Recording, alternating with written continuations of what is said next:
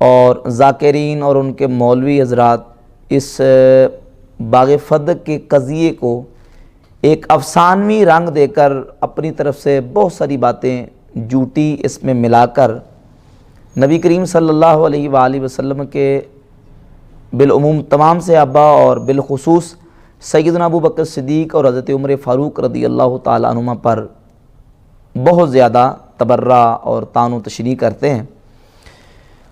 باغ فدق یہ ایک خیبر کے قریب یہودیوں کا گاؤں تھا، وہاں ایک باغ تھا۔ نبی کریم صلی اللہ علیہ وآلہ وسلم نے جب اس علاقے پر چڑھائی کی تو اہل علاقہ یہودیوں نے وہ باغ سرکار دو عالم صلی اللہ علیہ وسلم کی بارگاہ اقدس میں پیش کر دیا کہ ہم لڑنا نہیں چاہتے، ہتھیار انہوں نے ڈال دیے اور کہا کہ ہماری طرف سے یہ باغ قبول فرما لیں، ہم آپ کے ساتھ لڑنا نہیں چاہتے۔ تو مسلمانوں کو جو مال جنگ کیے بغیر حاصل ہو، سرکار دو عالم علیہ السلام کی بارگاہ میں وہ مال پیش کر دیا جائے، اس مال کو مال فے کہتے ہیں۔ سورۃ الحشر کی آیت نمبر 7 سے لے کر 10 نمبر آیت تک اللہ رب العزت نے اس باغ جو مال فے ہے اس کی تقسیم بیان فرمائی، اس کے مصارف بیان فرمائے کہ یہ مال فے کہاں تقسیم کیا جائے گا۔ سرکار دو عالم صلی اللہ علیہ وآلہ وسلم نے اپنی ظاہری حیات طیبہ میں اس مال کو اللہ رب العزت جل شانہ کے بتائے ہوئے مصارف میں نبی کریم علیہ السلام نے اس کو خرچ فرمایا۔ اور حضور صلی اللہ علیہ وسلم کے وصال اقدس کے بعد یہ مسئلہ پیش آیا کہ وہ مال فے جو ہے باغ فدق اس کا کیا کیا جائے۔ اس پر انشاءاللہ میں تفصیلاً گفتگو کروں گا۔ اس پر اہل سنت کا جو موقف ہے وہ یہی ہے کہ مال فے وہ اس کے مصارف ہیں، نبی کریم علیہ السلام نے اس کو تقسیم فرمایا، وہ اللہ کے لیے ہے، نبی کریم علیہ السلام کے لیے ہے اور حضور کے قریبیوں کے لیے، مسکینوں کے لیے، مسافروں کے لیے، اور سرکار دو عالم علیہ السلام نے قرآن مجید کے بتائے ہوئے مصارف کے مطابق اس کو استعمال کیا ہے۔ اب اہل تشیع کا اس میں باغ فدق کے حوالے سے جو دعویٰ ہے وہ متضاد ان کے دو دعوے ہیں۔ کبھی تو اہل تشیع یہ دعویٰ کرتے ہیں کہ باغ فدق وہ اللہ کے نبی علیہ السلام نے سیدہ فاطمہ الزہرا رضی اللہ تعالی عنہا کو ہبہ کر دیا تھا، یعنی حضور علیہ السلام نے اپنی بیٹی کو وہ باغ ہبہ کر دیا تھا، ان کو گفٹ اور تحفے کے طور پر عطا کر دیا تھا۔ اور بعض اوقات وہ دعویٰ یہ کرتے ہیں کہ رسول اللہ صلی اللہ علیہ وآلہ وسلم نے باغ فدق ہبہ تو نہیں کیا، بلکہ باغ فدق چونکہ حضور علیہ السلام کی ملک میں تھا تو حضور کے وصال کے بعد وہ سیدہ فاطمہ رضی اللہ تعالیٰ عنہا کی وراثت میں آتا ہے، ان کا ترکہ بنتا ہے، تو وہ ان کو ملنا چاہیے تھا کیونکہ وہ نبی کریم علیہ السلام کی بیٹی ہیں اور حضور کی وراثت ان کو ملنی چاہیے تھی، تو باغ فدق وہ وراثت کے طور پہ سیدہ کا حق بنتا ہے۔ تو یہ دو متضاد دعوے ہیں۔ کیوں؟ اس لیے کہ ہبہ اور وراثت میں فرق ہے۔ ہبہ وہ حیات کا تقاضا کرتا ہے، یعنی ہبہ انسان اپنی زندگی میں کوئی چیز کسی کو گفٹ کر دے، کسی کو تحفہ دے دے اور وہ اس پہ قبضہ کر لے تو قبضے سے ہبہ تام ہو جاتا ہے۔ ہبہ حیات کا تقاضا کرتا ہے اور وراثت موت کا تقاضا کرتی ہے۔ تو یہ دونوں ہبہ اور وراثت یہ متضاد چیزیں ہیں، یہ نہیں کہ ایک چیز ایک ہی وقت میں ہبہ بھی ہو اور ایک ہی وقت میں وہ کیا وراثت بھی ہو، یا وراثت ہوگی یا کیا ہوگا ہبہ ہوگا۔ اگر تو اللہ کے نبی علیہ السلام نے سیدہ فاطمہ کو ظاہری حیات طیبہ میں وہ بطور ہبہ عطا کر دیا تھا اور سیدہ نے اس پہ قبضہ کر لیا تھا تو پھر وراثت کا کوئی جواز نہیں بنتا، اور اگر وراثت کا مطالبہ کیا گیا ہے تو پھر ہبہ کا دعویٰ درست نہیں ہے، لہذا ایک اس میں سے ہوگا۔ باقی رہا کہ ہبہ کا دعویٰ جو اہل تشیع کے ہاں وہ روایات پیش کرتے ہیں، تو اس پر دو ٹوک اہل سنت و جماعت کا موقف میں انشاءاللہ پیش کروں گا۔ کچھ روایات اہل سنت و جماعت کی کتابوں سے اہل تشیع پیش کرتے ہیں کہ نبی کریم صلی اللہ علیہ وآلہ وسلم نے سیدہ فاطمہ الزہرا رضی اللہ تعالی عنہ کو بلایا اس وقت جب اللہ رب العزت نے سورہ بنی اسرائیل کی آیت نمبر 26 نازل فرمائی، وَآتِ ذَا الْقُرْبَى حَقَّهُ وَالْمِسْكِينَ وَابْنَ السَّبِيلِ، کہ اے پیغمبر صلی اللہ علیہ وسلم اپنے قریبیوں کو اور مسکینوں کو اور مسافروں کو ان کا حق دیجئے۔ تو جب اللہ تعالیٰ نے یہ آیت نازل فرمائی تو بی بی پاک رضی اللہ تعالیٰ عنہ امام حسن اور حسین کو حضور علیہ السلام کی بارگاہ اقدس میں لے کے آئیں، تو سرکار دو عالم علیہ السلام نے ان کو فدق جو ہے وہ حضور نے ان کو ہبہ فرما دیا۔ یہ ایک روایت مختلف اہل سنت کی کتابوں میں موجود ہے، پیش کرتے ہیں۔ حالانکہ روایت و درایت دونوں اعتبار سے یہ بات قابل تسلیم نہیں ہے۔ درایتاً اس طرح قابل تسلیم نہیں ہے کہ سورہ بنی اسرائیل کی یہ آیت طیبہ مکہ شریف میں نازل ہوئی۔ کہاں نازل ہوئی ہے؟ مکہ شریف میں، جبکہ امام حسنین کریمین رضی اللہ تعالیٰ عنہما کی ولادت مدینہ شریف ہوئی۔ تو جو مدینہ شریف آ کے جن کی ولادت ہو رہی ہے حسنین کریمین کی، ان کا مکہ میں سیدہ بی بی فاطمہ کے ساتھ حضور علیہ السلام کی بارگاہ میں حاضر ہونا، یہ تو عقل بھی تسلیم نہیں کرتی، درایتاً یہ بات درست نہیں ہے۔ اور پھر فدق کا جو معاملہ ہے یا فدق حضور علیہ السلام کی بارگاہ میں جو خیبر کے یہودیوں نے پیش کیا ہے، وہ مدینہ شریف کا واقعہ ہے، مکہ کا واقعہ نہیں ہے، جبکہ یہ آیت مکہ شریف میں نازل ہوئی۔ اور اس کے علاوہ روایت اگر سند کے اعتبار سے دیکھی جائے تو اس کی سند میں ایک راوی ہے فضیل بن مرزوق۔ امام ذہبی نے اپنی کتاب میزان الاعتدال فی نقد الرجال کی جلد 5 صفحہ 164 اور 65 پر اسی روایت کا ذکر کر کے صفحہ 165 پر لکھتے ہیں قلت ھذا باطل، فرماتے ہیں میں کہتا ہوں کہ یہ روایت باطل ہے۔ یہ روایت کیا ہے؟ باطل ہے۔ ولو کان واقع ذالک لما جاءت فاطمہ رضی اللہ عنہا تطلب شیئا ہوا فی حوضہا و ملکہا، جب سیدہ فاطمہ کی وہ ملک میں تھا تو سیدہ فاطمہ رضی اللہ تعالیٰ عنہ وراثت کا مطالبہ کرنے کیوں آئیں؟ وراثت کا مطالبہ کرنے اس بات کی دلیل ہے کہ ہبہ والی روایت درست نہیں ہے۔ وہ روایت امام ذہبی لکھتے ہیں ھذا باطل، یہ کیا ہے؟ باطل ہے، درست نہیں ہے۔ اور اس کے علاوہ اس روایت میں ایک راوی ہے عطیہ اوفی کوفی، یہ کلبی کا شاگرد ہے اور کلبی ضعیف راوی ہے۔ اور یہ عطیہ اوفی جو کوفی ہے، یہ اپنے استاذ کلبی کا جب روایت میں ذکر کرتا ہے تو ابو سعید کی کنیت بیان کرتا ہے۔ عطیہ اوفی اپنے استاذ محمد بن صائب کلبی جو ہے اس کا جب ذکر کرتا ہے تو اس کی کنیت ذکر کرتا ہے، نام ذکر نہیں کرتا، مغالطہ دیتا ہے کہ گویا کہ وہ حضرت ابو سعید خدری رضی اللہ تعالیٰ سے یہ روایت کر رہا ہے، حالانکہ وہ سیدنا ابو سعید خدری سے روایت نہیں کر رہا بلکہ اپنے استاد کلبی سے روایت کرتا ہے جس کی کنیت کیا ہے؟ ابو سعید۔ اور اس بات کو علامہ مامکانی اہل تشیع کے بہت بڑے اسماء و رجال کے عالم ہیں، انہوں نے اپنی کتاب تنقیح المقال جلد 2 صفحہ نمبر 253 پر اس بات کو بیان کیا ہے۔ اور علامہ ذہبی نے جلد 5 صفحہ 100 اور 101 پر اس کو ذکر کیا عطیہ کوفی کے حوالے سے کہ یہ کیا ہے؟ ضعیف راوی ہے۔ امام بخاری کی کتاب ہے کتاب الضعفاء، اس کے صفحہ 303 پہ محمد ابن صائب الکلبی کے بارے میں لکھا ہے کہ یہ ضعیف راوی ہیں۔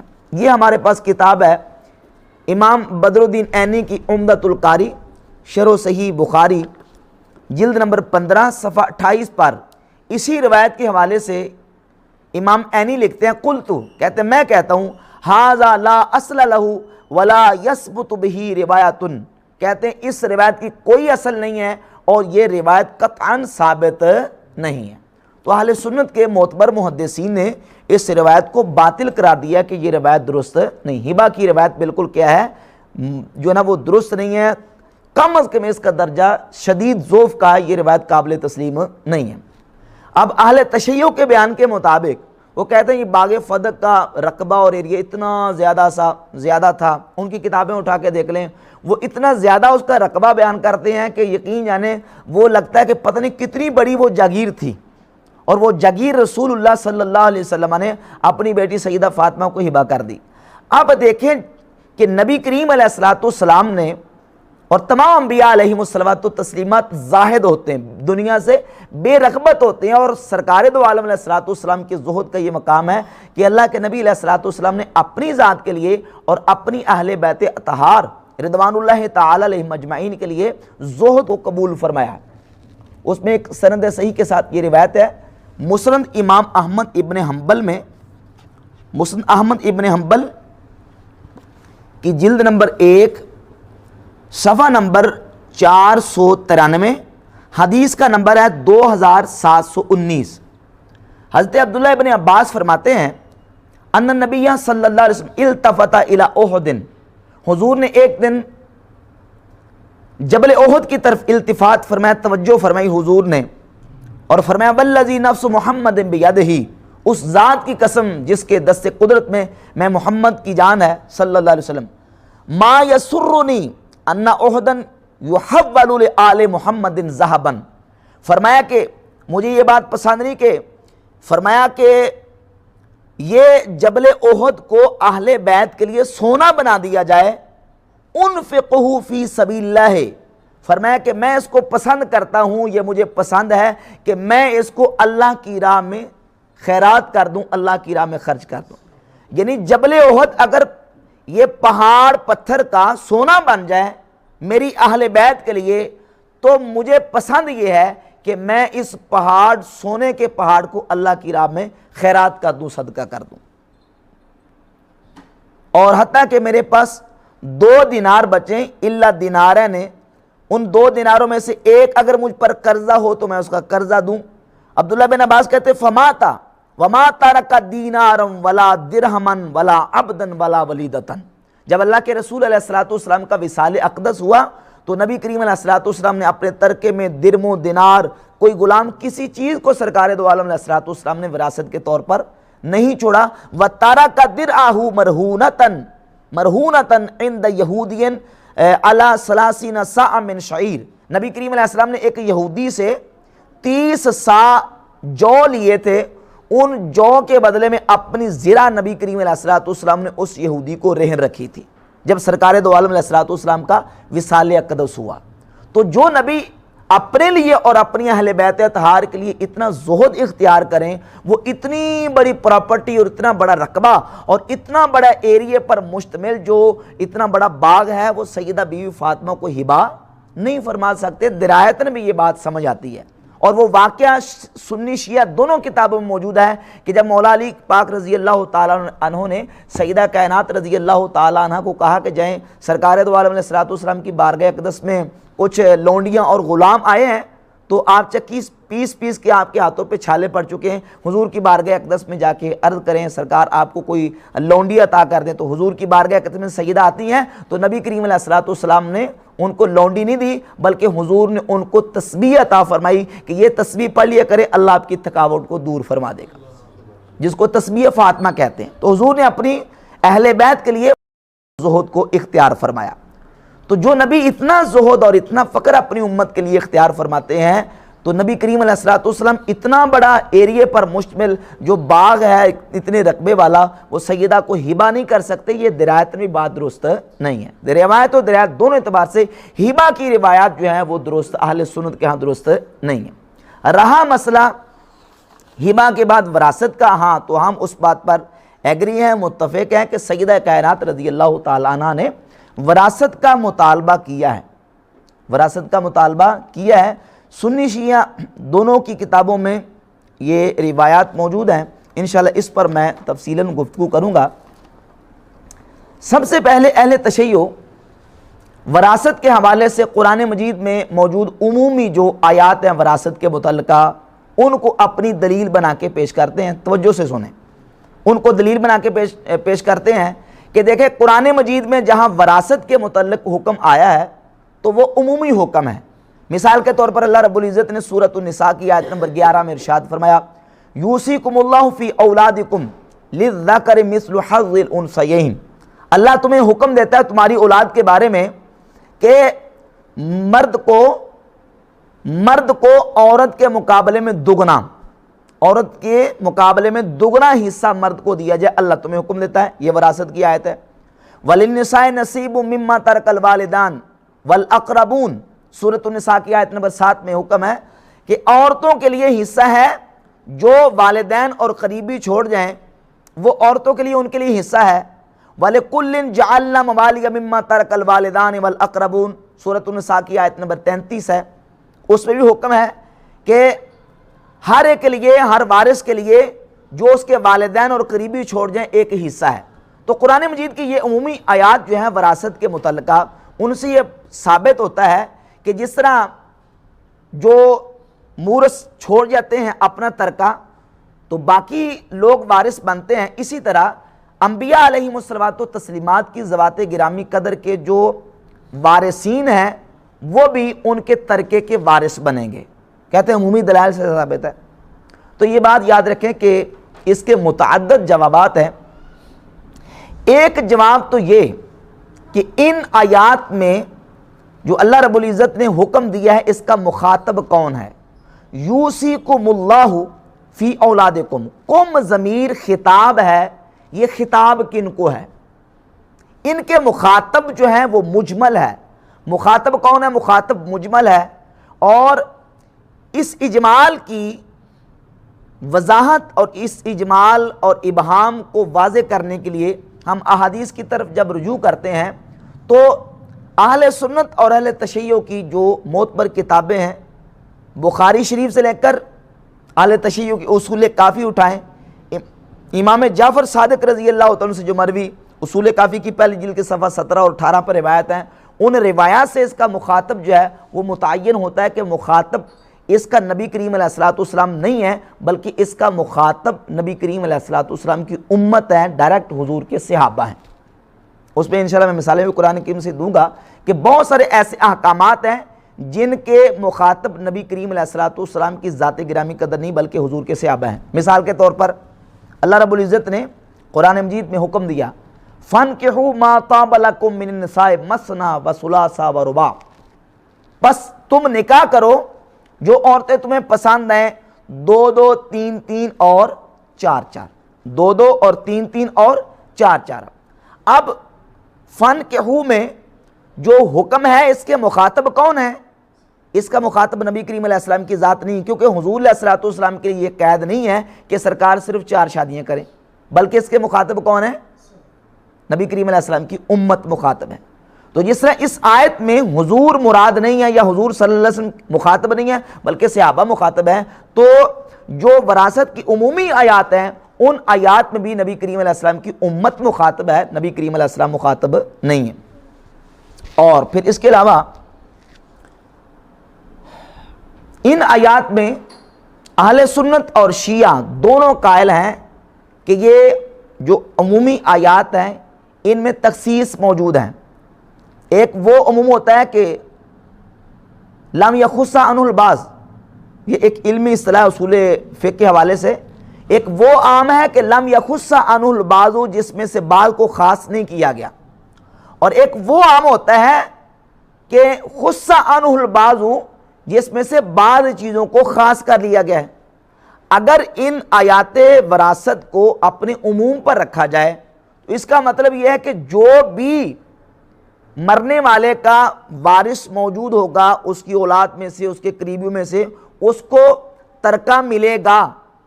اگر یہ اس کو اپنے عموم پہ رکھیں تو سنی شیعہ دونوں کے نظریے کے مطابق یہ بات درست نہیں ہے۔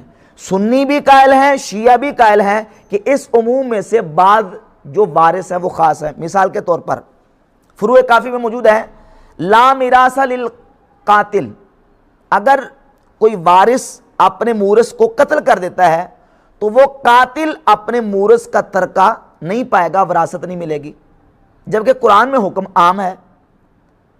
اسی طرح کافی میں موجود ہے لا یرث الکافر المسلم، کافر مسلمان کا وارث نہیں بنے گا۔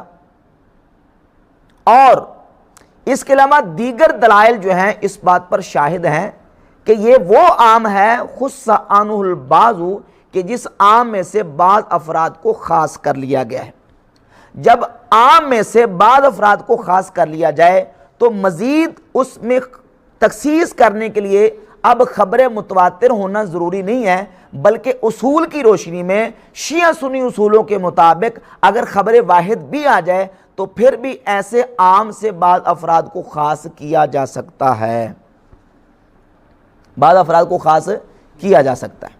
جبکہ انبیاء علیہم الصلوات و تسلیمات کی ذوات گرامی قدر کے اپنا وارث نہ بنانے پر احادیث تواتر کے ساتھ موجود ہیں جو کہ نبی کریم صلی اللہ علیہ وآلہ وسلم کے درجن کے قریب اصحاب نے ان کو روایت کیا ہے۔ مثال کے طور پر سیدنا ابو بکر صدیق رضی اللہ تعالیٰ عنہ، حضرت عمر فاروق، حضرت عثمان غنی، حضرت مولا علی، سیدنا سعد بن ابی وقاص، حضرت عبد الرحمن بن عوف، حضرت طلحہ، حضرت زبیر، حضرت معاذ بن جبل، حضرت ابو ہریرہ، سیدتنا عائشہ صدیقہ رضی اللہ تعالیٰ عنہم، یہ تمام صحابہ سے یہ احادیث مروی ہیں کہ انبیاء علیہم الصلوات و تسلیمات اپنے ترکے میں مال چھوڑ کے درم و دینار نہیں چھوڑتے، ان کی وراثت تقسیم نہیں ہوتی، جو کچھ وہ چھوڑ کے جاتے ہیں وہ کیا ہوتا ہے؟ صدقہ ہوتا ہے۔ انبیاء اپنی وراثت میں علم چھوڑ کے جاتے ہیں۔ تو تواتر کے ساتھ متواتر حدیث موجود ہے، اور متواتر سے تو عام لم یخص عنہ البعض بھی ہو تو اس میں سے بھی جو ہے وہ تخصیص کرنا متواتر کے ذریعے درست ہے اور یہ اصول کے مطابق ہے۔ جبکہ اہل تشیع کی جو معتبر کتابیں ہیں، مثال کے طور پر ملا یاس الفقی میں یہ ایک اور تخصیص موجود ہے کہ ما وارث رسول اللہ صلی اللہ علیہ وسلم العباس ولا علی، کہ نبی کریم علیہ السلام کے وارث نہ تو حضرت عباس بنے نہ ہی حضرت علی بنے، بلکہ حضور کے وارث صرف اور صرف سیدہ فاطمہ الزہرا رضی اللہ تعالیٰ عنہ بنی۔ جبکہ قرآن مجید کی آیات بینات کی روشنی میں جب انسان دنیا سے پردہ کر جاتا ہے تو اس کے پردہ کرنے کے بعد اس کی بیویاں بھی وارث ہوتی ہیں، اور اگر صرف بیٹی ہے تو بیٹی کے ساتھ اس کے جو باقی اسباط ہیں ان اسباط کو بھی حصہ ملتا ہے۔ تو اس اصول کے مطابق نبی کریم علیہ السلام کے وصال کے بعد حضور کے جو وارث بنتے ہیں وہ 3 قسم کے لوگ ہیں۔ سرکار کی بیٹی ہیں، قرآن مجید کی روشنی میں ان کو کل جائیداد سے آدھا حصہ ملنا چاہیے تھا۔ نبی کریم علیہ السلام کی ازواج طیبات ہیں، سورہ نساء میں ہے کہ وَلَهُنَّ الرُّبُعُ مِمَّا تَرَكْتُمْ إِن لَّمْ يَكُن لَّكُمْ وَلَدٌ، بیویوں کو چوتھا حصہ ملتا ہے۔ فَإِن كَانَ لَكُمْ وَلَدٌ فَلَهُنَّ الثُّمُنُ مِمَّا تَرَكْتُمْ، بیویوں کو 8واں حصہ ملتا ہے۔ کتنا حصہ؟ 8واں حصہ۔ تو چونکہ حضور علیہ السلام کی بیٹی موجود تھی تو اصول کے مطابق اگر وراثت تقسیم کرنی ہے تو سیدہ کائنات کو کل وراثت کا آدھا، اور بیویوں حضور کی ازواج طیبات کو 8واں حصہ، اور باقی جو بچنا تھا وہ نبی کریم علیہ السلام کے چچا حضرت عباس کو ملنا چاہیے اگر اصول کے مطابق آنا ہے۔ جبکہ ایسا نہیں ہوا، اور حضور صلی اللہ علیہ وسلم کے وصال کے بعد جن تک یہ روایت اور حدیث نہیں پہنچی تھی یقیناً سب نے مطالبہ کیا۔ صحیح بخاری میں موجود ہے کہ سیدہ فاطمہ الزہرا رضی اللہ تعالیٰ نے تو مطالبہ کیا ہی کیا ہے، ازواج طیبات نے، امہات المومنین نے حضرت عثمان غنی رضی اللہ تعالیٰ عنہ کو تیار کیا، اور حضرت عثمان سے انہوں نے مطالبہ کیا۔ صحیح بخاری اور اس کے علاوہ دیگر روایت بھی ہیں، ارسل ازواج النبی صلی اللہ علیہ وسلم عثمان الی ابی بکر، ازواج نبی نے عثمان غنی کو ابو بکر صدیق کے پاس بھیجا وراثت کا مطالبہ کرنے کے لیے۔ تو یہ روایت بالکل ثابت ہے کہ انہوں نے بھی وراثت کا مطالبہ کیا، لیکن ابو بکر صدیق رضی اللہ تعالیٰ عنہ نے ان کو وراثت نہیں دی، اور وہی حدیث بیان کی سیدہ عائشہ صدیقہ رضی اللہ تعالیٰ عنہ نے امہات المومنین کو بتایا کہ اللہ کے نبی علیہ السلام کا فرمان ہے کہ انبیاء اپنے پیچھے مالی وراثت چھوڑ کے نہیں جاتے۔ تو یہ عمومی جو دلائل پیش کرتے ہیں ان کے جوابات، اور پھر آگے انبیاء علیہم الصلوات و تسلیمات کی وراثت کے حوالے سے قرآن کریم سے خصوصاً 2 مقامات سے خصوصی دلائل اہل تشیع پیش کرتے ہیں۔ ان میں سے ایک آیت ہے سورۃ النمل کی آیت نمبر 16، وَوَارِثَ سُلَيْمَانُ دَاوُودَ، سلیمان علیہ السلام حضرت داؤد علیہ السلام کے وارث بنے۔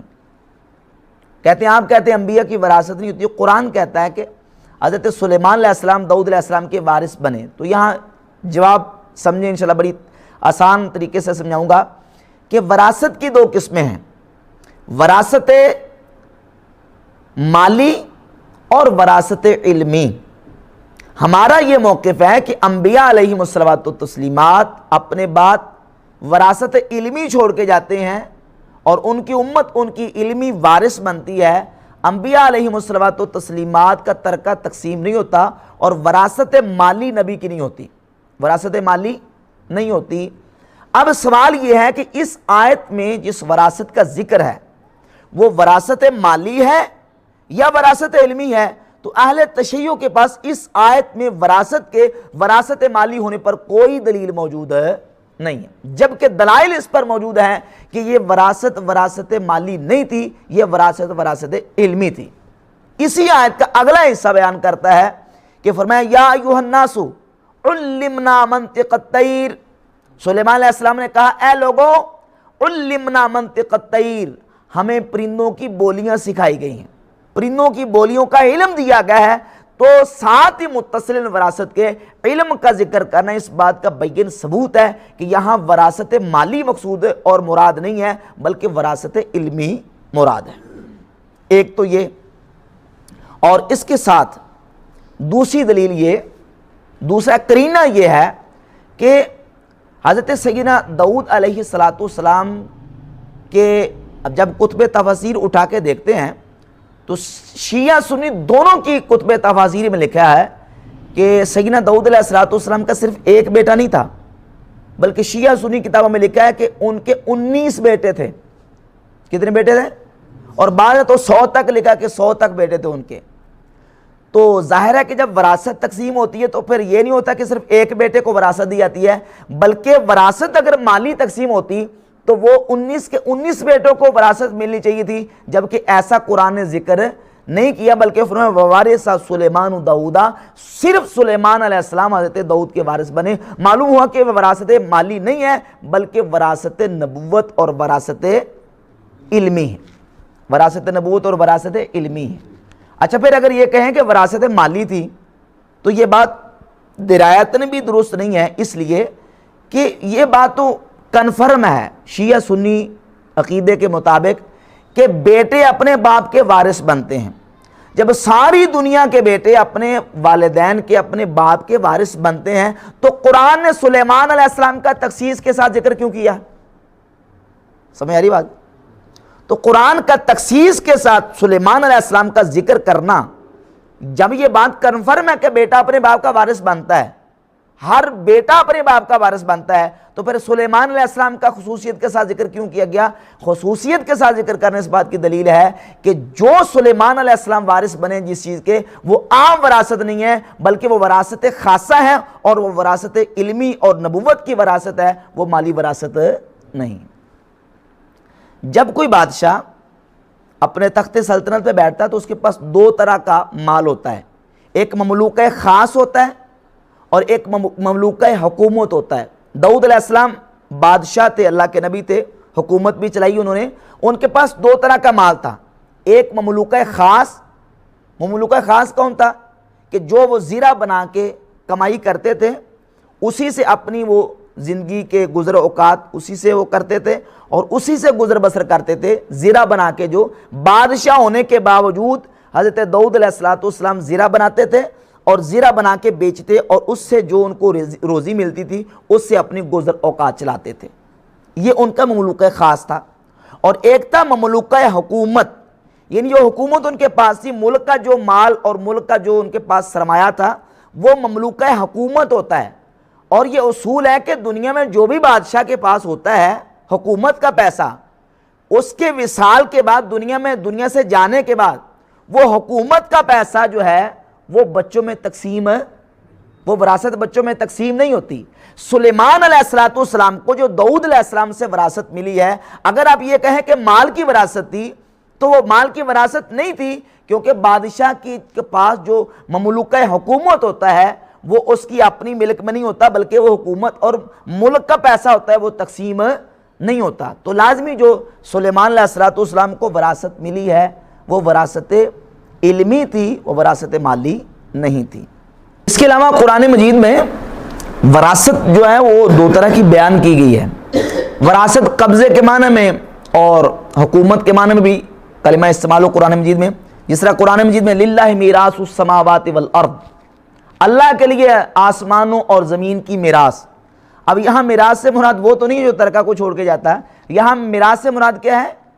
حکومت، قبضہ، کہ آسمان و زمین پر اللہ ہی کا قبضہ، اللہ کے کنٹرول میں، اللہ کے قبضے میں ہے۔ وَوَارِثَ سُلَيْمَانُ دَاؤُدَ، سلیمان علیہ السلام داؤد علیہ السلام کے وارث بنے کیا معنی؟ معنی یہ ہے کہ جو حضرت داؤد علیہ السلام کے قابو میں، کنٹرول میں اور حکومت تھی، وہ حکومت اللہ تعالیٰ نے حضرت سلیمان علیہ السلام کو عطا فرمائی۔ اور پھر مزے کی بات یہ کہ اہل تشیع کی جو مستند کتاب ہے الاصول من الکافی، کلینی صاحب کی جلد 1 صفحہ 118 پہ، تو بالکل بات ہی سمجھیں کہ امام جعفر صادق رضی اللہ تعالیٰ نے ختم کر دی۔ روایت کا نمبر ہے 598۔ امام جعفر صادق فرماتے ہیں اِنَّ سلیمان وارث داؤدا، حضرت سلیمان علیہ السلام حضرت داؤد کے وارث بنے، وَإِنَّ مُحَمَّدًا صلی اللہ علیہ وسلم وارث سلیمان، اور محمد مصطفیٰ حضرت سلیمان علیہ السلام کے وارث بنے۔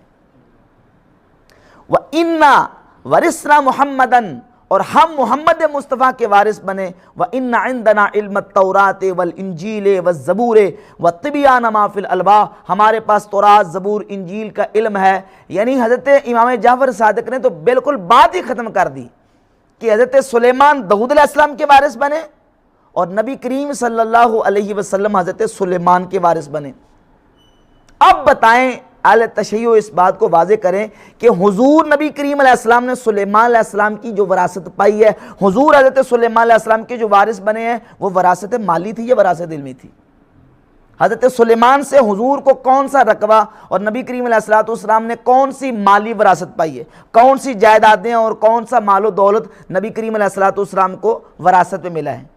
مالی وراثت قطعاً نہیں تھی، بلکہ وہ وراثت علمی تھی۔ جس طرح حضور نبی کریم علیہ السلام سیدنا سلیمان علیہ السلام کے وارث علمی بنے ہیں، اس طرح سلیمان علیہ السلام حضرت داؤد علیہ السلام کے وارث علمی تھے، نہ کہ مالی وراثت نہیں تھی۔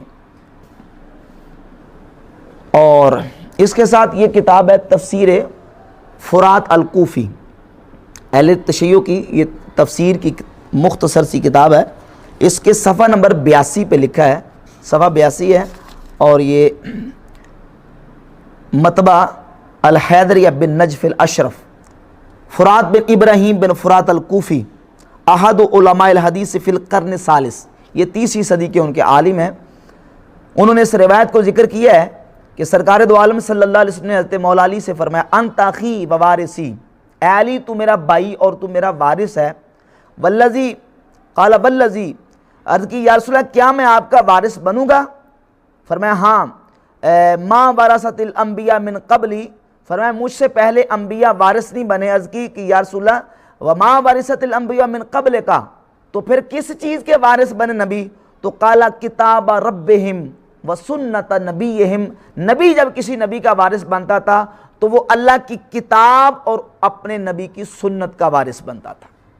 تو یعنی علی تو بھی میرا وارث ہوگا، لیکن وہ وراثت مالی نہیں ہوگی، وہ وراثت کون سی؟ وراثت علمی ہوگی۔ لہذا ان دلائل سے بحمد تعالیٰ یہ بات بالکل واضح اور عیاں ہوتی ہے کہ انبیاء علیہم الصلوۃ والتسلیمات کی ذوات گرامی قدر کو اللہ رب العزت نے جو وراثت انبیاء کی عطا کی ہے، وہ وراثت علمی تھی، وراثت مالی نہیں تھی۔ ایک اور قرآن مجید سے دلیل پیش کرتے ہیں۔ سیدنا زکریا علی نبینا علیہ السلام نے اللہ رب العزت کی بارگاہ میں دعا کی۔ سورہ مریم شریف کی ابتدائی آیات طیبات ہیں۔ عرض کی وَإِنِّي خِفْتُ الْمَوَالِيَ مِنْ وَرَائِي وَكَانَتِ امْرَأَتِي عَاقِرًا، یا اللہ مجھے اپنے بعد اپنے قریبیوں سے ڈر ہے۔ وَكَانَتِ امْرَأَتِي عَاقِرًا، اور میری بیوی بھی بانجھ ہے۔ فَهَبْ لِي مِن لَّدُنْكَ وَلِيًّا، پس مجھے اپنی بارگاہ سے اپنے پاس سے ایک وارث عطا کر، یارثنی یارث من آل یعقوب، جو میرا بھی وارث بنے اور آل یعقوب کا وارث بنے۔ وَاجْعَلْهُ رَبِّ رَضِيًّا، اور اے میرے رب اس کو مقبول فرما، اس کو اپنی بارگاہ میں پسندیدہ کر۔ یا اللہ مجھے ایسا وارث عطا کر جو میرا اور آل یعقوب کا وارث بنے، ایسا مجھے اپنی بارگاہ سے وارث عطا کر۔ کہتے ہیں اس آیت سے ثابت ہوا کہ انبیاء علیہم الصلوات و تسلیمات کے بھی وارث ہوتے ہیں۔ اس کا سیاق و سباق اگر آپ دیتے ہیں تو اس سے واضح ہوتا ہے کہ یہ وراثت علمی تھی، وراثت نبوت تھی، وراثت مالی نہیں تھی۔ ایک تو اس پہ قرینہ یہ کہ زکریا علیہ السلام وہ لکڑی کا کام فرماتے تھے، لکڑی کا کام کرتے تھے، بڑھئی کا کام کرتے تھے۔ ظاہر ہے کہ ان کے پاس وہ مال و دولت اور دنیا کی جو جائیدادیں جگیریں وہ تو تھی نہیں، بلکہ انہوں نے اپنی زندگی کو زہد کے طریقے پر گزارا اور ایک لکڑیوں کے کام میں اپنی زندگی کو گزار کے سیدنا زکریا علیہ السلام نے گزر و اوقات فرمائی، بڑی کا کام کرتے تھے۔ اور پھر نبی کی شان اور نبی کا مقام آپ دیکھیں، اگر کوئی بندہ اس سے مطلب یہ نکالے کہ حضرت زکریا علیہ السلام کو بڑھاپے میں یہ ڈر تھا کہ کہیں میرا مال ضائع نہ ہو جائے، تو اللہ کی بارگاہ میں دعا کر رہے ہیں کہ یا اللہ مجھے کوئی ایسا بیٹا عطا کر دے تاکہ میرے مال کہیں میرے قریبی جو ہے نا وہ میرے بعد ضائع نہ کر دیں، خراب نہ کر دیں، تاکہ وہ میرا مال میرے دنیا میں وصال کرنے کے بعد جو ہے وہ میرا بیٹا میرا مال سنبھال لے۔ تو کیا کسی نبی سے یہ متصور ہو سکتا ہے کہ اس کو اپنے بڑھاپے میں اور اپنی آخری عمر میں یہ فکر نعوذ باللہ لاحق ہو جائے کہ کہیں اس کا مال نہ گم ہو جائے؟ اللہ کے نبی کے زہد کا اور اللہ کی بارگاہ کی رغبت کا یہ بالکل تقاضا نہیں ہے کہ اللہ کے نبی کی ایسی سوچ ہو۔ اور پھر زکریا علیہ السلام اللہ کے زاہد نبی تھے، وہ اس طرح کی بات کیسے سوچ سکتے ہیں؟ اب انہیں فکر اس بات کی نہیں تھی کہ ان کا مال نہ کہیں رشتہ دار خراب کر دیں، مال نہ کہیں رشتہ دار برباد کر دیں، بلکہ فکر اپنی امت کی، اپنی قوم کی تھی کہ میرے بعد کہیں میری قوم گمراہ نہ ہو جائے۔ تو اللہ کی بارگاہ میں دعا کی کہ یا اللہ مجھے کو وارث علمی عطا کر، جس کو تو میرے بعد اپنا پسندیدہ اپنا نبی بنا لے، اور یا رب العالمین ایسا وارث عطا کر جو میرا بھی وارث ہو اور آل یعقوب کا، یعنی یعقوب علیہ السلام کی اولاد میں جو نبوت تسلسل سے جاری ہے وہ نبوت اس کو ملے اور وہ میری قوم کی ہدایت کا سبب بن جائے اور ذریعہ بن جائے۔ یہ معنی بہتر ہے کہ یا یہ بہتر ہے کہ نبی کو اپنی آخری عمر میں یہ فکر لاحق کی تھی کہیں میری امت جو ہے وہ میرے رشتہ دار کہیں میرے مال کو ضائع نہ کر دیں، اور یا اللہ جلدی جلدی مجھے ایسا کوئی بیٹا عطا کر دے جو میرا مال سنبھال لے۔ بات سمجھ آ رہی ہے؟ تو یہاں وراثت علمی مراد ہے، وراثت مالی نہیں ہے۔ نبی اللہ کے جو ہیں وہ اس طرح کی سوچ نہیں رکھتے۔ اچھا، پھر اللہ تعالیٰ نے زکریا علیہ السلام کو بیٹا عطا کیا۔ اللہ رب العزت نے فرمایا یا یحییٰ خذ الکتاب بقوہ۔ اب جب وارث مل گیا تو وارث کو اللہ نے حکم دیا اے یحییٰ کتاب کو مضبوطی سے تھام لے۔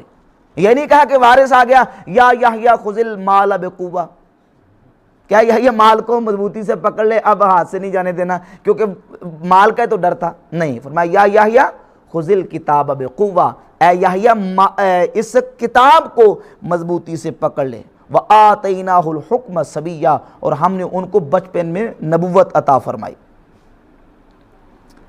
حضرت مولانا کائنات علی مرتضیٰ شیر خدا کرم اللہ تعالیٰ وجہ الکریم سے من لا یحذر الفقیہ جلد 2 صفحہ 346 پر یہ روایت ہے۔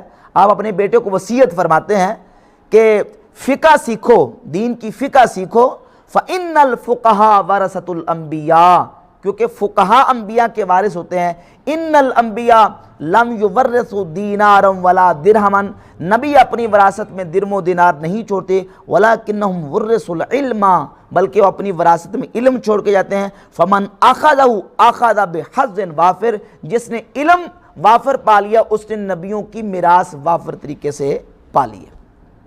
اور قرآن کریم میں وراثت جو ہے یہ صرف وراثت مالی کے معنی میں استعمال ہی ہوئی، اس حدیث اور دیگر جو میں نے شواہد پیش کیے ان کی روشنی میں، اور ابھی جو 2 آیتیں میں قرآن کریم کی تلاوت کروں ان سے یہ بات بالکل واضح ہو جائے گی۔ مثال کے طور پہ سورۃ الفاطر کی آیت نمبر 32 ہے، ارشاد فرمایا ثم اورثنا الکتاب الذین اصطفینا من عبادنا، پھر ہم نے وارث بنا دیا اپنے بندوں میں سے جن کو چن لیا کتاب کا۔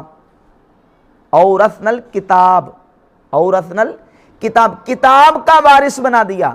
تو جو کتاب کے وارث بنیں گے وہ علم کے وارث ہوں گے یا مال کے وارث ہوں گے؟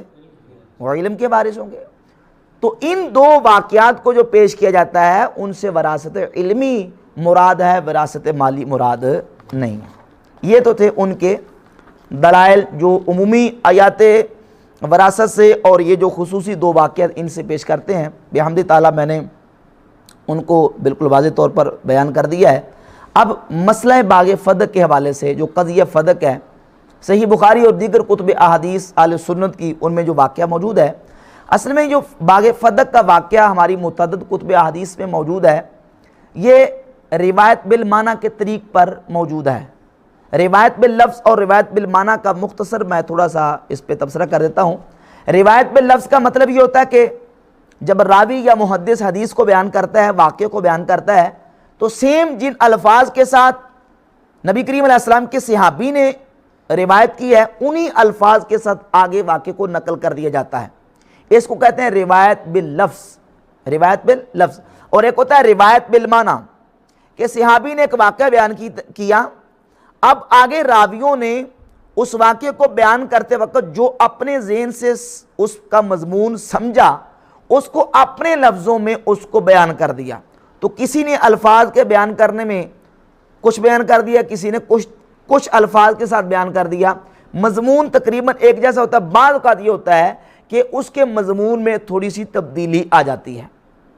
تو اب وہ جو روایت بالمعنی ہوتی ہے، اس میں اگر کسی راوی کا اپنی طرف سے ایڈ کردہ کوئی جملہ ہو، اگر وہ جملہ دیگر دلائل کے مقابلے میں صحیح نہیں ہے تو اس جملے کو ہم رد کر دیں گے، اس جملے کو قبول نہیں کیا جائے گا۔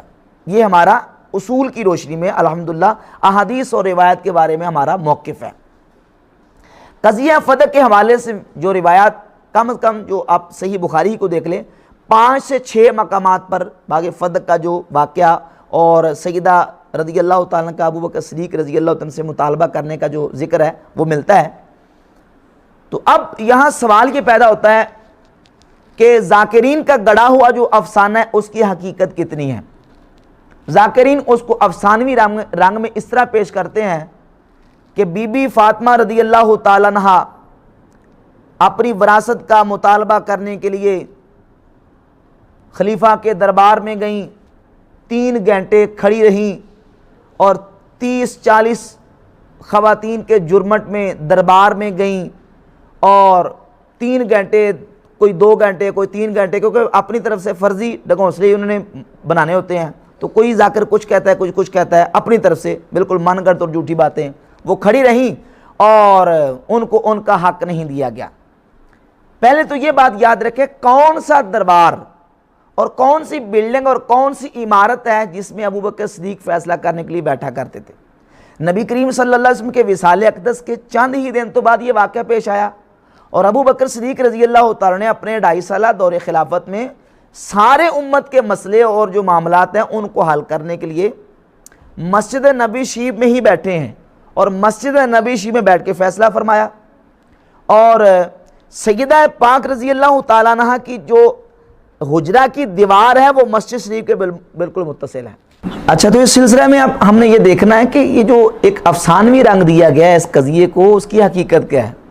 اب یہ جو واقعہ بیان کرتے ہیں کہ دربار میں گئے، وہ کون سا دربار تھا بھائی؟ نہ کوئی بلڈنگ تھی، نہ کوئی عمارت تھی، مسجد نبی شریف میں بیٹھ کے صدیق اکبر رضی اللہ عنہ فیصلے کیا کرتے تھے، اور سیدہ کائنات رضی اللہ تعالیٰ عنہ کے حجرہ کی دیوار بالکل مسجد نبی کے ساتھ متصل تھی۔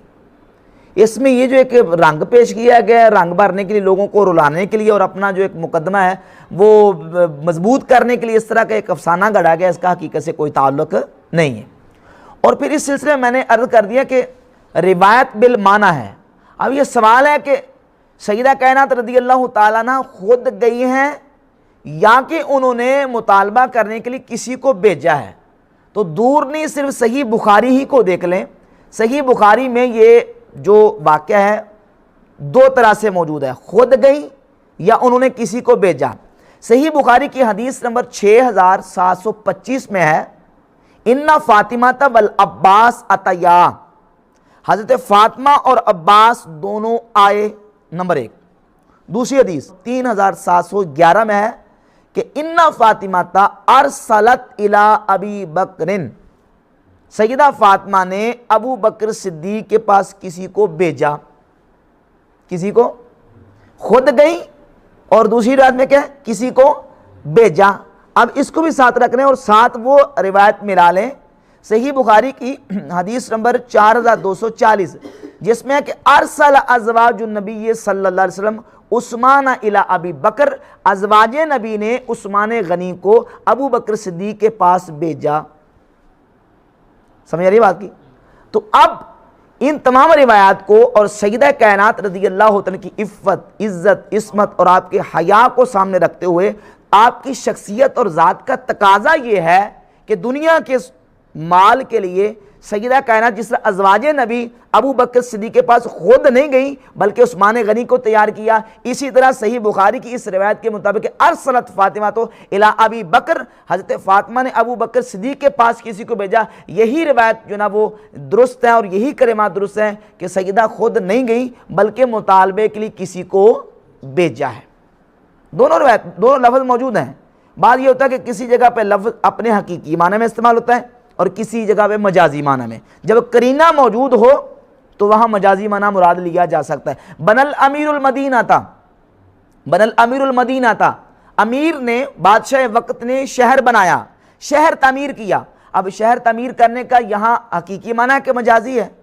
ظاہر ہے کہ حقیقتوں تو نہیں ہو سکتا نا کہ وہ کانڈی تیسی لے کے بادشاہ خود آ گیا اور اس نے اینٹیں اور گارا لے کے شہر تعمیر کرنا شروع کر دیا، نہیں، بلکہ یہاں مجازی معنی ہے کہ اس نے کسی سے شہر بنوایا، معماروں سے شہر بنوایا۔ تو سیدہ رضی اللہ تعالیٰ خود نہیں گئی، ارسلت فاطمہ تو الی ابی بکر، سیدہ فاطمہ نے ابو بکر صدیق کے پاس کسی کو مطالبہ کرنے کے لیے بھیجا۔ اور آپ کی ذات گرامی قدر اور آپ کی شخصیت جو ہے تقاضا بھی یہی کرتی ہے کہ آپ خود نہیں گئیں، جس طرح ازواج نبی خود نہیں گئیں اس طرح سیدہ کائنات بھی خود نہیں گئی۔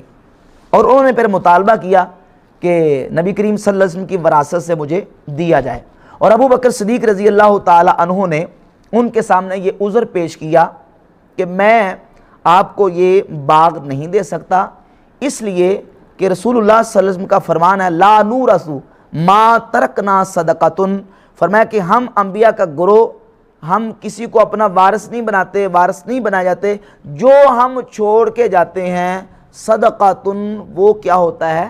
صدقہ ہوتا ہے، وہ کیا ہوتا ہے؟ صدقہ ہوتا ہے۔ لہذا حضور صلی اللہ علیہ وسلم کے پاس جو تھا وہ امت کے لیے صدقہ ہے، اور جو مصارف میں نبی کریم علیہ السلام جن مصارف میں ان کو خرچ کرتے تھے میں اسی طرح کروں گا جس طرح کہ اللہ کے نبی علیہ السلام کیا کرتے تھے۔ اہل بیت کا جو حق ہے وہ بھی دیا جائے گا، بنو ہاشم کو جو دیا جاتا تھا، اور جن جن مصارف پہ حضور اس مال فے کو باغ فدق کی آمدنی کو خرچ کرتے تھے میں بھی اسی طریقے سے اس کو خرچ کروں گا۔ اور بلکہ صحیح بخاری میں تو یہاں تک حدیث ہے، حدیث نمبر 4036 ہے کہ ابو بکر صدیق نے فرمایا واللہ لقرابۃ رسول اللہ صلی اللہ علیہ وسلم احب الی ان اصل من قرابتی، کہ اللہ کی قسم مجھے رسول اللہ صلی اللہ علیہ وسلم کے قریبی اپنے قریبیوں سے زیادہ پیارے ہیں۔ لیکن وہ عذر پیش کیا کہ میں اللہ کے نبی علیہ السلام کی میرے پاس حدیث موجود ہے، اور سرکار دو عالم علیہ السلام کا فرمان ہے کہ انبیاء علیہ الصلوۃ والتسلیمات اپنی وراثت میں مال چھوڑ کے نہیں جاتے۔ اور اس سلسلے میں یہ جو بات میں نے روایت پیش کی ہے، بلکہ مجھے اس طریقے سے پیش کرنی چاہیے تھی کہ یہ شیعہ کہیں کہ یہ تو بات نہیں ہے۔ یہ دیکھیں، یہ کتاب اہل تشیع کے ہاں قرآن مجید کے بعد جو ان کے ہاں سب سے معتبر اور مستند ترین کتاب ہے، جس کے بارے میں ان کا یہ دعویٰ ہے کہ امام غائب امام مہدی نے اس کے بارے میں فرمایا کہ ھذا کاف لشیعتنا، یہ کتاب ہمارے شیعوں کے لیے کافی ہے، الاصول من الکافی، ہمارے اہل سنت کے ہاں جس طرح بخاری شریف کا درجہ اس طرح شیعوں کے ہاں الاصول من الکافی کا جو مرتبہ و درجہ ہے، اس کی میں آپ کو تصویر بھی دکھا دیتا ہوں۔ پہلی جلد ہے صفحہ 18 اور حدیث کا نمبر ہے 59، حدیث کا نمبر 59 ہے۔ امام جعفر صادق رضی اللہ تعالیٰ سے یہ روایت مروی ہے، جو حضرت صدیق اکبر رضی اللہ تعالیٰ نے حدیث بیان کی ہے، امام جعفر صادق رضی اللہ تعالیٰ بعین ہی تقریباً اسی مضمون کے ساتھ بیان فرماتے ہیں۔ امام جعفر صادق فرماتے ہیں کہ رسول اللہ صلی اللہ علیہ وسلم کا فرمان اقدس ہے ان العلماء ورثۃ الانبیاء، علماء انبیاء کے وارث ہیں، وان الانبیاء لم یورثوا دینارا ولا درہما، نبی اپنی وراثت میں درم و دینار نہیں چھوڑتے، ولیکن ورثوا العلم، لیکن وہ اپنی وراثت علم چھوڑتے ہیں، فمن اخذ منہ اخذ بحظ وافر، جس نے اس علم سے حصہ پا لیا اس نے انبیاء کی وراثت سے ایک وافر حصہ پا لیا۔ تو یہ حدیث امام جعفر صادق سے اور اہل تشیع کی معتبر کتابوں میں موجود ہے اور سند صحیح کے ساتھ موجود ہے۔ بحمد تعالیٰ اس کی میں سند کو دلائل سے ثابت کر سکتا ہوں کہ اہل تشیع کے اصول کے مطابق اس کی سند بھی صحیح ہے، سند صحیح کے ساتھ یہ روایت بالکل ثابت ہے۔ تو سنی شیعہ دونوں کی کتابوں سے یہ بات بالکل واضح ہوتی ہے کہ انبیاء علیہم الصلوۃ والتسلیمات اپنی وراثت چھوڑ کے نہیں جاتے۔ اب یہ سوال پیدا ہوگا کہ جب نبی اپنی وراثت چھوڑ کے نہیں جاتے تو کیا سیدہ کائنات رضی اللہ تعالی عنہ کو اس حدیث کا علم نہیں تھا؟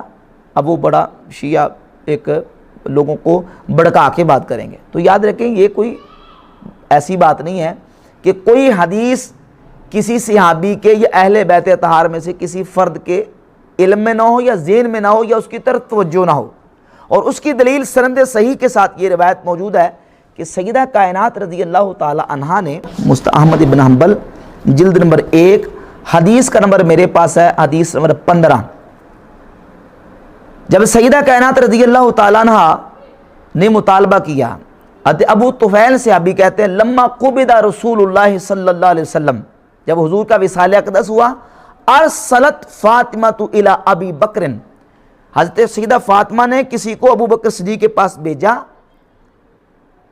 اور کہلما بھیجا انت ورثت رسول اللہ صلی اللہ علیہ وسلم ام اہلہ، اے ابو بکر بتائیے آپ رسول اللہ کے وارث ہیں یا حضور کے اہل خانہ؟ تو قالا لا بل اہلہ، انہوں نے کہا نہیں حضور کے اہل خانہ. قالت، تو سیدہ نے کہا فَأَيْنَ سَهْمُ رسول اللہ صلی اللہ علیہ وسلم، تو پھر حضور کا حصہ کہاں ہے؟ قال فقال ابو بکر، تو ابو بکر صدیق نے کہا انی سمعت رسول اللہ صلی اللہ علیہ وسلم یقول، اللہ کے نبی علیہ السلام نے فرمایا میں نے اپنے کانوں سے سنا ہے، ان اللہ عز وجل اذا اطعم نبیا طعمتا ثم قبضہ جعلہ للذی یقوم من بعدہ، اللہ کے نبی جب تک اپنی ظاہری حیات میں دنیا میں موجود رہتے ہیں اللہ تعالیٰ ان کو کھلاتا ہے، اور جب اللہ کے نبی وصال کر جاتے ہیں تو ان کے بعد جو ان کا جانشین ہوتا ہے ان کا بچا ہوا اس کے پاس ہوتا ہے اور وہ اس کو خرچ کرتا ہے. فرأیت ان اردہ علی المسلمین، میں نے دیکھا کہ حضور نے جو حضور کے جو دستے جو سرکار کے دستے پاک میں تھا حضور کے پاس تھا، میں اس کو مسلمانوں پر لوٹا دوں. جب ابو بکر صدیق نے یہ روایت سیدہ کے سامنے پڑھی تو آپ نے فرمایا انتا وما سمعت من رسول اللہ صلی اللہ علیہ وسلم عالم، فرماتی ہے کہ آپ نے تو یہ حضور سے سنی ہے لیکن ابو بکر یہ حدیث میں نے اللہ کے نبی سے نہیں سنی. تو خود سیدہ کائنات نے اقرار فرمایا کہ میں نے یہ حدیث اللہ کے نبی علیہ السلام سے نہیں سنی، اور یہ روایت بھی سند کے اعتبار سے کیا ہے درست ہے، کم از کم حسن درجے کی روایت ہے کہ سیدہ کائنات رضی اللہ تعالیٰ نے خود اقرار کیا اس بات کا کہ میں نے یہ حدیث نبی کریم علیہ السلام سے نہیں سنی. تو اس کے بعد سیدہ کائنات رضی اللہ تعالیٰ عنہ کی ذات گرامی قدر نے وراثت کے مسئلے میں حضرت ابو بکر صدیق رضی اللہ عنہ کے ساتھ بات نہیں کی. بعض راویوں نے اس واقعے کو بیان کرنے میں کہ سیدہ نے بات نہیں کی، اس کو کچھ اس انداز سے پیش کر دیا کہ سمجھنے والے کچھ جو مخالفین تھے وہ یہ سمجھے کہ شاید سیدہ کائنات نے ابو بکر صدیق رضی اللہ تعالی عنہ کے ساتھ دوبارہ کلام نہیں کیا، دوبارہ ان کے ساتھ بات ہی نہیں کی، اور اس کو بات کو اس طرح انہوں نے گما دیا اور الٹا کر دیا کہ جناب سیدہ کائنات تو اتنا ناراض ہوگی، اتنا غصے ہوگی کہ انہوں نے ابو بکر صدیق کے ساتھ بول چال ہی چھوڑ دیا، بولنا ہی ختم کر دیا. حالانکہ اس روایت کا اس حدیث کا مطلب کیا ہے محدثین سے پوچھ لیتے ہیں. یہ امام ترمذی کی کتاب ہے سنن الترمذی. سنن الترمذی میں امام ترمذی رحمہ اللہ صفحہ 466 حدیث کا نمبر ہے 1609 اس روایت کو بیان کرتے ہیں جس میں یہ لفظ ہے کہ سیدہ کائنات نے فرمایا لا اکلمکما، اے ابو بکر آج کے بعد، عمر آج کے بعد میں تمہارے ساتھ کلام نہیں کروں گی. اب اس کا مطلب کیا ہے؟ اس حدیث کے جو راوی ہیں علی بن عیسیٰ محدث ثقہ راوی ہیں، وہ فرماتے ہیں اس حدیث کا مطلب یہ ہے تعنی فی ھذا المیراث، یعنی میں تمہارے ساتھ اس میراث کے مسئلے پر دوبارہ کلام نہیں کروں گی. نہ یہ کہ میں حدیث رسول سن کے یہ کہہ دوں کہ میں تمہارے ساتھ آج کے بعد بات ہی نہیں کروں گی، تمہارے ساتھ کوئی کلام ہی نہیں کروں گی، یہ مطلب ہرگز نہیں ہے، بلکہ مطلب یہ ہے تعنی فی ھذا المیراث، یعنی اس میراث کے مسئلے میں تمہارے ساتھ بات نہیں کروں گی ابدا کبھی بھی، انتما صادقان، کیونکہ تم اس مسئلے میں سچے ہو، میں تمہارے ساتھ اس مسئلے میں دوبارہ بات نہیں کروں گی.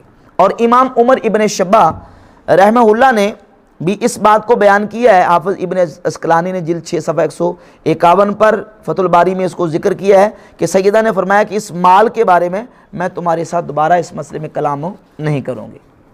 تو بحمد تعالیٰ یہ بالکل بات واضح ہو گئی. اور اب اس سلسلے میں بخاری اور مسلم سے ایک روایت پیش کرتے ہیں.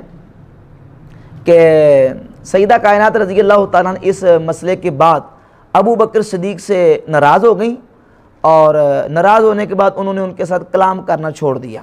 یہ ایک پیش کرتے ہیں بات۔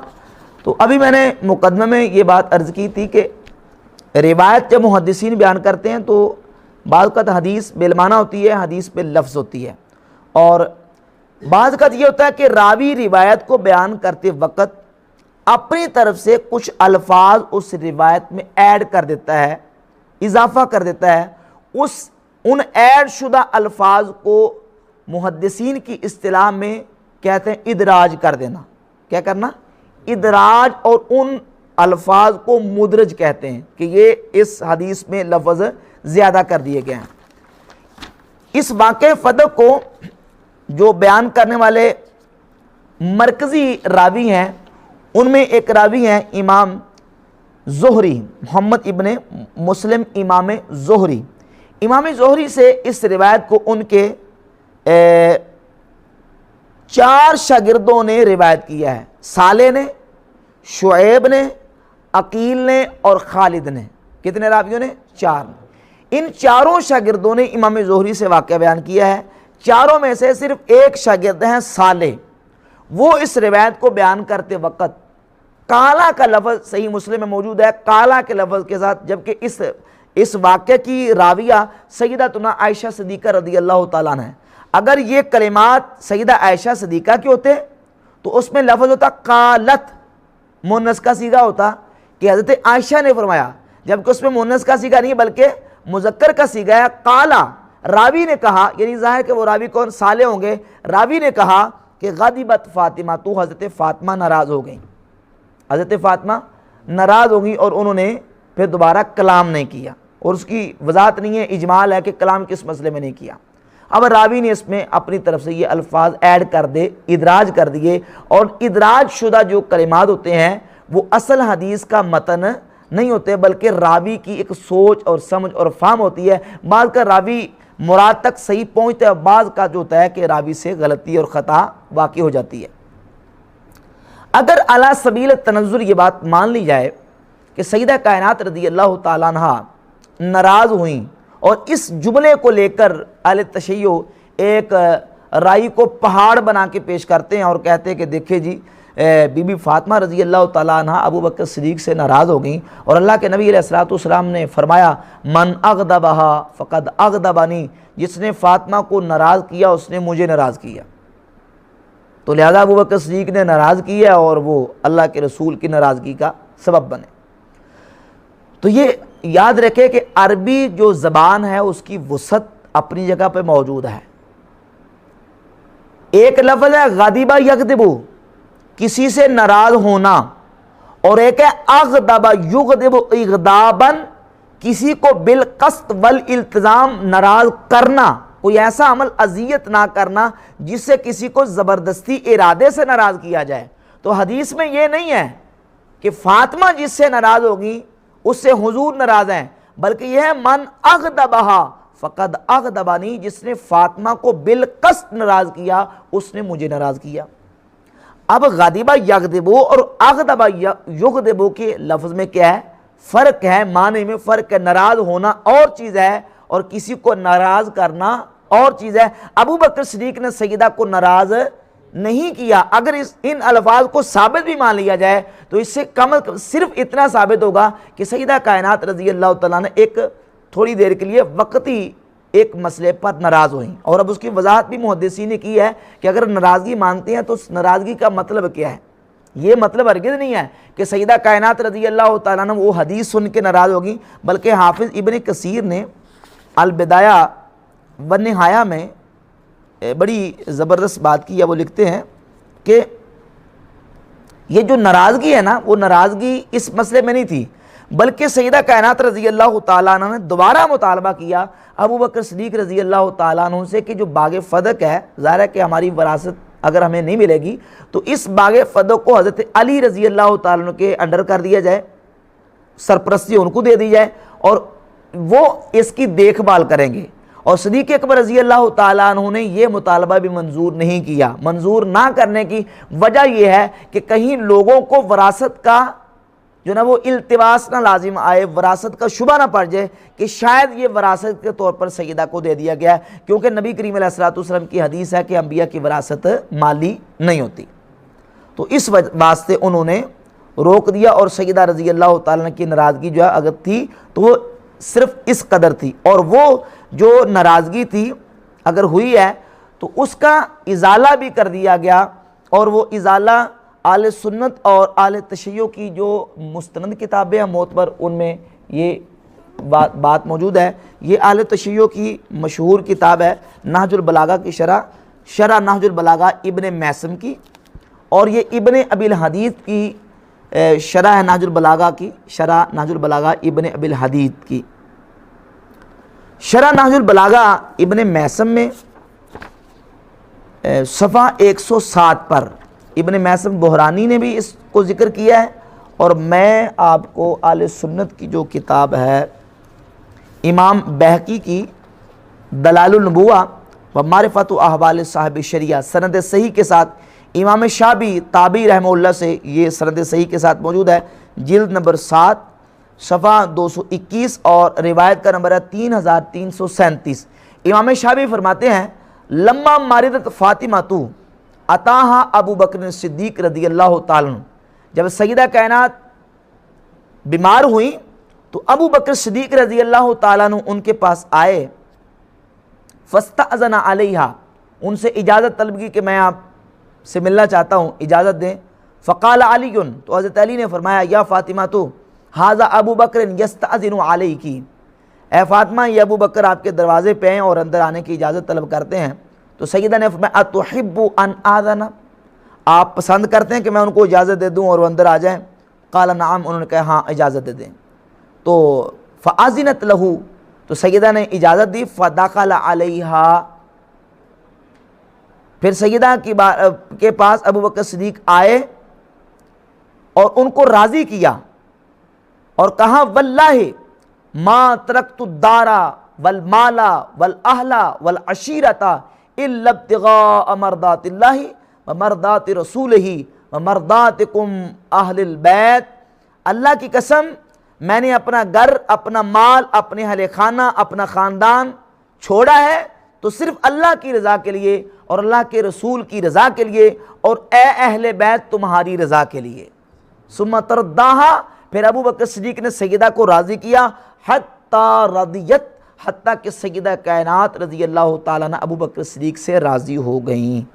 سند صحیح کے ساتھ یہ روایت اہل سنت کی کتابوں میں، اور یہ اہل تشیع کی جو کتاب ہے نہج البلاغہ کی شرح ابن میثم کی، اس میں بھی موجود ہے کہ سیدہ کائنات رضی اللہ تعالیٰ عنہ ابو بکر صدیق رضی اللہ تعالیٰ عنہ سے راضی ہوگی۔ وہ اگر ناراضگی تھی تو ایک وقتی اور کچھ لمحے کے لیے ناراضگی تھی، وہ ناراضگی ان کی مستقل ناراضگی نہیں تھی۔ اور یہ جو کہا جاتا ہے کہ حضرت سیدہ فاطمہ رضی اللہ تعالیٰ عنہ ابو بکر صدیق سے ناراض رہی حتیٰ کہ انہوں نے اپنے وصال تک ان سے کلام نہیں کیا، یہ بالکل روایت کے بھی خلاف ہے، اور دیگر جو قرائن ہیں وہ بھی اس بات کے ابطال کے شاہد ہیں کہ یہ بات سیدہ کائنات رضی اللہ عنہ کے بارے میں درست نہیں ہے۔ ان میں سے ایک میں دلیل پیش کروں گا، یہ مسند امام احمد ابن حنبل ہے، جلد نمبر 7 مطبوعہ دارالاحیاء تراث لبنان سے چھپی ہے، صفحہ نمبر 402 اور حدیث کا نمبر ہے 25881۔ محدث جعفر بن عمر بن امیہ فرماتے ہیں دخلت فاطمہ علی ابی بکر،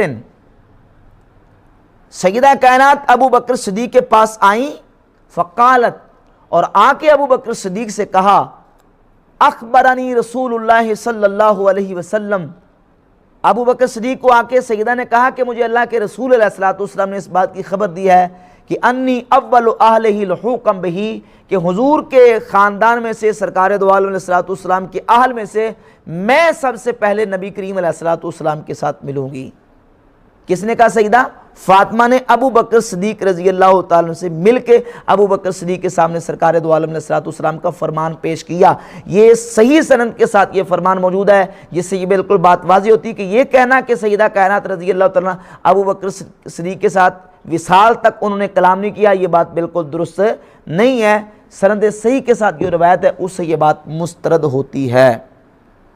اور اگر پھر بھی کوئی رافضی اس بات کو تسلیم نہ کرے کہ نہیں یہ ناراض ہوئی ہیں اور ناراض ہونا جو ہے یہ تو ان کے کفر کا سبب بن گیا، نعوذ باللہ منافقت کا سبب بن گیا. تو بھئی بات یہ ہے کہ اگر سیدہ کا وقتی طور پہ ابو بکر صدیق سے ناراض ہونا ان کے ایمان کی خرابی کا نعوذ باللہ سبب بن گیا، تو ابھی میں چند روایات اہل تشیع کی کتابوں سے پیش کروں گا کہ یہ جو حضور کا فرمان ہے کہ جس نے فاطمہ کو ناراض کیا اس نے مجھے ناراض کیا، اس کا شان ورود کیا ہے. حضور علیہ السلام نے یہ بات کس وقت فرمائی تھی؟ تو سر دست ان کتابوں میں سے میں آپ کے سامنے یہ پیش کرتا ہوں امالی شیخ صدوق کی. شیخ صدوق ان کے ہاں ایک بہت بڑے سکہ امام اور محدث کی حیثیت سے جانے جاتے ہیں. یہ ان کی کتاب ہے الامالی شیخ صدوق، ایران سے چھپی ہے. اس کے صفحہ نمبر 83 پہ ذرا عبارت کو ملاحظہ فرمائیں. صفحہ نمبر 83 پہ یہ بات موجود ہے، ان رسول اللہ صلی اللہ علیہ وسلم شکاہ علی المنبر الی المسلمین. نبی کریم علیہ السلام نے ممبر پہ جلوہ افروز ہوئے اور فقال ان علی علیہ السلام یرید ان یتزوج ابنۃ عدو اللہ علی ابنۃ نبی اللہ. حضور نے ممبر پہ تشریف فرما کے کہا کہ علی یہ چاہتے ہیں کہ اللہ کے دشمن کی بیٹی کو اللہ کے نبی کی بیٹی کے ساتھ اکٹھا کریں. ان فاطمہ بدعۃ منی، خبردار فاطمہ میرے جگر کا ٹکڑا ہے. فمن آذاہا فقد آذانی، جس نے فاطمہ کو اذیت دی اس نے مجھے اذیت دی. ومن سرہا فقد سرنی، جس نے فاطمہ کو خوش کیا اس نے مجھے خوش کیا. ومن غاظہا فقد غاظنی، اور جس نے فاطمہ کو غضبناک کیا اس نے مجھے غضبناک کیا. تو یہ حدیث کا شان ورود آپ ملاحظہ کریں. اہل سنت کی کتاب نہیں، یہ اہل تشیع کی کتاب ہے کہ یہ حضور نے کس وقت فرمایا تھا اور کس کے بارے میں فرمایا تھا. اور اس کے ساتھ ساتھ یہ ملا باقر مجلسی کی کتاب ہے جلاء العیون، زندگانی چہاردہ معصوم. جلاء العیون کے صفحہ 230 پر اور 261 اور 62 پر ملا باقر مجلسی لکھتے ہیں کہ بسن سند ہائے معتبر از ابو بکر و ابن عباس روایت کردن. سند معتبر کے ساتھ ابو ذر غفاری اور ابن عباس رضی اللہ تعالیٰ عنہما سے روایت ہے کہ فاطمہ حضرت جبریل امین علیہ السلام حضور کی بارگاہ میں آئے اور آ کے نبی کریم علیہ السلام سے عرض کیا کہ یا رسول اللہ صلی اللہ علیہ وسلم فاطمہ بنزد تو می آیت برائے شکایت علی، کہ فاطمہ آپ کے پاس حضرت علی کی شکایت لے کے آئیں گی. از او در باب علی چیزیں قبول مکن، ان سے حضرت علی کے بارے میں آپ نے کوئی چیز قبول نہیں کرنی. اور صفحہ 261 پہ لکھا ہے کہ کہتے ہیں ابن بابویہ بسند معتبر روایت کرتا ہے.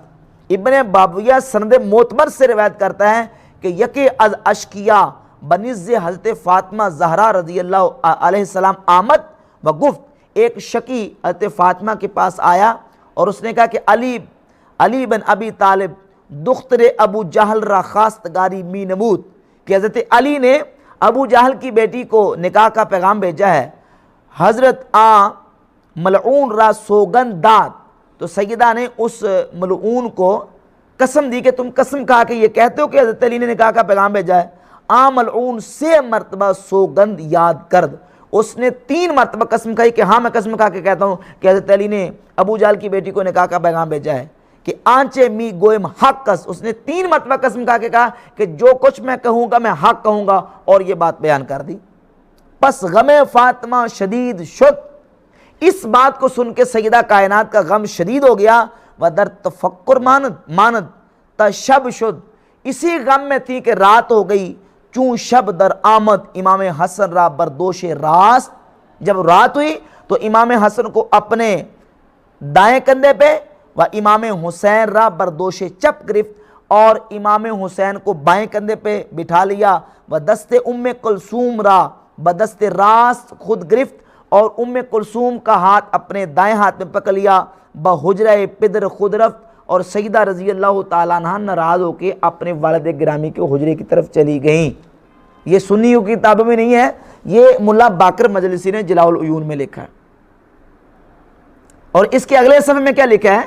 اگلے صفحے پہ لکھتے ہیں کہ رسول خدا علیہ السلام کی بارگاہ میں جب پہنچی تو حضور علیہ السلام نے ابو بکر، عمر اور طلحہ کو بلایا اور ان کے سامنے حضرت علی کو بلایا اور کہا یا علی مگر نمی دانی کہ فاطمہ پارے تن من است، فاطمہ میرے جگر کا ٹکڑا ہے، من از اویم پس ہر کے اورا ازار کند مرا ازار کرداس، جس نے فاطمہ کو ناراض کیا اس نے مجھے ناراض کیا، وہ ہر کے اورا آزار کند بعد از وفات من چنا اس کے اورا آزار کردہ استر حیات من، جس نے میرے وصال کے بعد فاطمہ کو ناراض کیا اس نے مجھے ناراض کیا، وہ ہر کے اورا آزار کند در حیات من چنان است کے اورا آزار کردہ باشد بعد از مرگ من، اور جس نے میرے وصال کے بعد اس کو ناراض کیا اس نے مجھے گویا کہ میرے وصال کے بعد ناراض کیا۔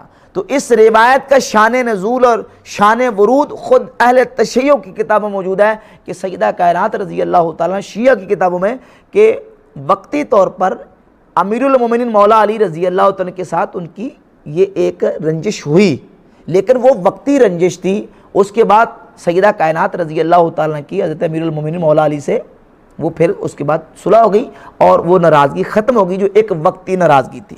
تو اگر صرف ناراض ہو جانا ابو بکر صدیق کے ایمان کے لیے خرابی اور خطرے کا سبب اور باعث ہے تو پھر حضرت علی کے بارے میں آپ کا کیا فیصلہ ہے، حضرت مولا علی کے بارے میں آپ کا کیا قول ہوگا؟ اور بلکہ میں ترجمہ نہیں کروں گا، صرف میں آپ کو حوالہ پیش کر دیتا ہوں، ترجمہ میں خود نہیں کروں گا، جاننے والے وہ اس کو پڑھ لیں گے۔ الاحتجاج تبرسی، اہل تشیع کی مشہور کتاب ہے احتجاج تبرسی، اس کی جلد نمبر 1 ہے، جلد 1 کے صفحہ نمبر آپ دیکھیے 280 پہ ہے کہ سیدہ کائنات رضی اللہ عنہ کے بارے میں کیا کچھ انہوں نے اپنی کتابوں میں منسوب کیا ہے کہ حضرت مولا علی کو سیدہ نے فرمایا یبن ابی طالب اشتملت شملت الجنین وقعدت حجرت الزنین،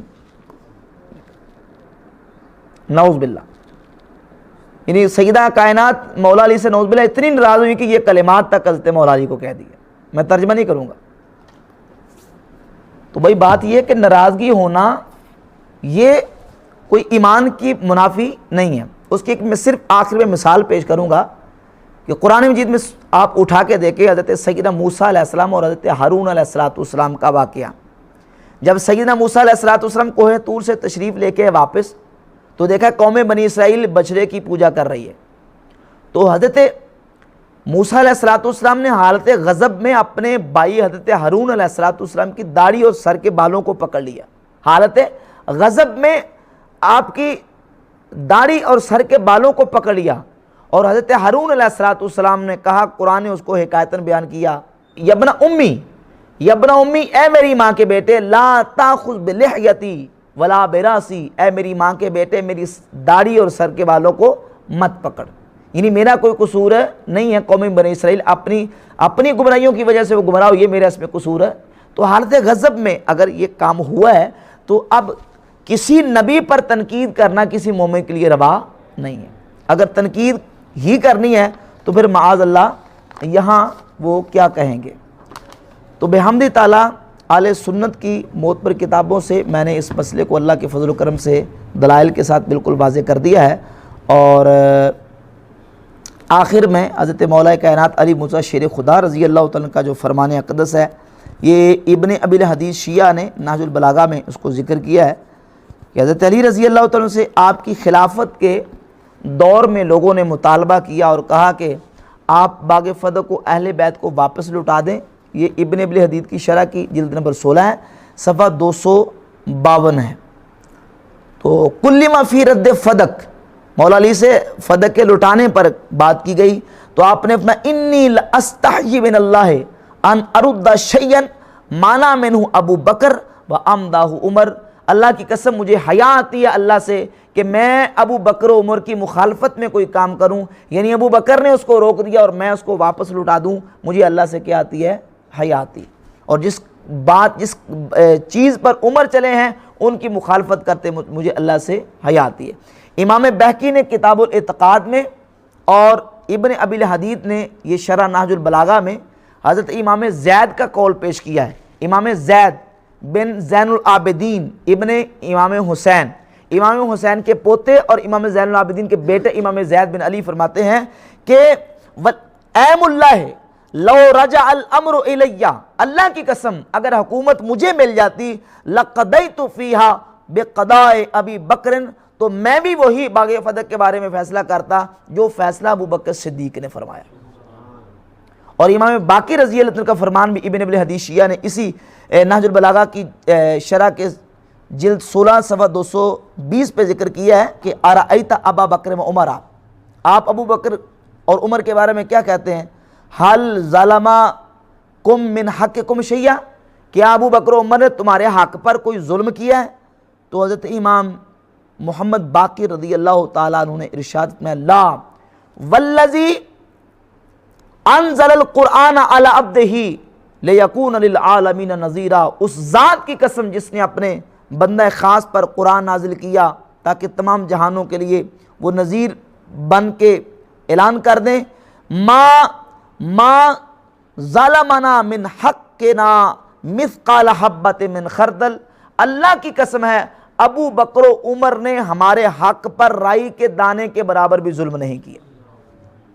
تو ائمہ اہل بیت کے فرمودات بھی اس بات پر واضح شاہد ہیں کہ صدیق اکبر رضی اللہ تعالیٰ عنہ کا فیصلہ فدق کے حوالے سے بالکل حق پر مبنی تھا اور حق پر مشتمل تھا، اور آخر میں مولا علی رضی اللہ عنہ کا فرمان اقدس ابو بکر عمر رضی اللہ عنہ کے بارے میں کہ حضرت مولا علی رضی اللہ تعالیٰ عنہ ابو بکر عمر کے بارے میں کیا فرماتے ہیں؟ مسند احمد بن حنبل کی پہلی جلد صفحہ 270 پہ وہ فرمان اقدس موجود ہے۔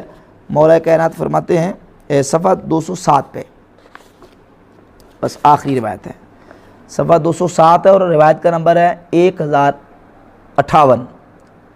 مولا علی فرماتے ہیں قبض رسول اللہ صلی اللہ علیہ وسلم واستخلف ابو بکر، حضور کا وصال ہوا، ابو بکر صدیق کو خلیفہ بنایا گیا، فعامل بعملہ وسار بسیرتہ، ابو بکر نے وہی عمل کیا جو حضور نے عمل کیا، اور ابو بکر اللہ کے رسول کی سیرت و سنت پر چلے، حتیٰ قابضہ اللہ عز و جل علی ذالک، حتیٰ کہ اللہ رب العزت نے ان کی روح کو قبض فرمایا، ثم استخلف عمر، پھر عمر کو خلیفہ بنایا گیا رضی اللہ عنہ علی ذالک، فعامل بعملہما وسار بسیرتہما، اور عمر نے بھی نبی کریم علیہ السلام کی سیرت کے مطابق عمل کیا۔ اور روایت نمبر 1062 ہے، اس میں لفظ ہے فعامل بعمل رسول اللہ وسنت نبیہ، ابو بکر و عمر اللہ کے نبی کریم علیہ السلام کے عمل کے مطابق چلے اور انہوں نے اللہ کے نبی علیہ السلام کی سنت کے مطابق معاملہ فرمایا۔ تو بحمد تعالیٰ ان روایت اور حدیث سے اور خود مولا علی رضی اللہ عنہ کے فرمودات سے یہ بات بالکل واضح ہوگی کہ قضیہ فدق کا جو مسئلہ تھا، صدیق اکبر رضی اللہ عنہ کا فیصلہ بالکل کتاب و سنت کے بعین ہی مطابق تھا، اور صحابہ اکرام علیہم رضوان سب کا اس مسئلے پر تصفیہ ہو چکا۔